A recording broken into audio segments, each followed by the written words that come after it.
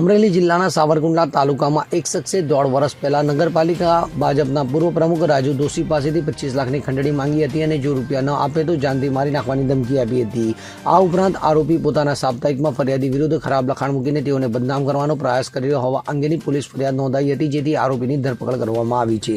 Savarkundla police સ્ટેશનમાં ગુનો નોંધવામાં આવ્યો હતો કે જે પોલીસ ફરિયાદ પ્રમાણે આજથી 1.5 વર્ષ પહેલા આરોપી અશરફ ઉર્ફે ચિંગારી કુરેશી પૂર્વ પ્રમુખ રાજુ દોશીની ઓફિસમાં આવીને રૂપિયા 25 લાખની ખંડણીની માંગણી કરી હતી। જે બાદ 1.5 માસ પહેલા ફરિયાદી રાજુભાઈ દોશી શોરૂમ પાસે વોકિંગ કરતા હતા, તેવા સમયે આરોપી મોટરસાયકલ લઈને આવી પૂર્વ પ્રમુખ રાજુ દોશી પાસે પહોંચી જઈ 10 લાખની ખંડણી માંગી હતી અને જાનથી મારી નાખવાની ધમકી આપી હતી। તેમજ રાજુભાઈ તેમજ તેમની પત્ની વિરુદ્ધ આરોપી પોતાના ખાનગી સાપ્તાહિકમાં ખરાબ લખાણ મૂકીને તેઓને બદનામ કરવાનો પ્રયાસ કરી રહ્યો હતો, તેમજ જો રૂપિયા નહીં આપે તો જાનથી મારી નાખવાની ધમકી પણ આપતો હતો, જે અંગે સાવરકુંડલા પોલીસ સ્ટેશનમાં ગુનો નોંધવામાં આવ્યો હતો, જેને લઈ પોલીસે આરોપીની ધરપકડ કરી છે।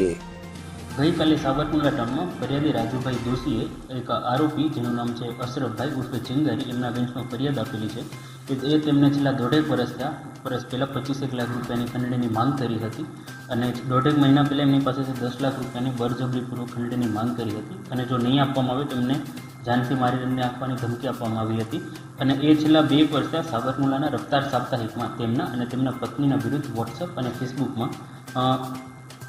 ખરાબ લખાણ મૂકી અને તેમની બદનામ કરવાની કોશિશ કરી રહ્યા હતા અને જો પૈસા નહીં આપે તો એમને જાનથી મારી નાખવાની ધમકી આપી હતી, જેના બદલામાં ગઈકાલે સાવરકુંડલા ટાઉન પોલીસ સ્ટેશનમાં બીએનએસના સેક્શન 308, 351 અને 356 મુજબ ગુનો દાખલ કર્યો છે અને એમની ગઈકાલે ધરપકડ કરવામાં આવી છે। Bureau report CN24 news. હવે જુઓ દેશ દુનિયાની તમામ ખબરો તમારી આંગળીના ટેરવે। ઉઠાવો મોબાઈલ અને Google Play Store પરથી ડાઉનલોડ કરો અમારી CN24 ન્યૂઝ મોબાઈલ એપ।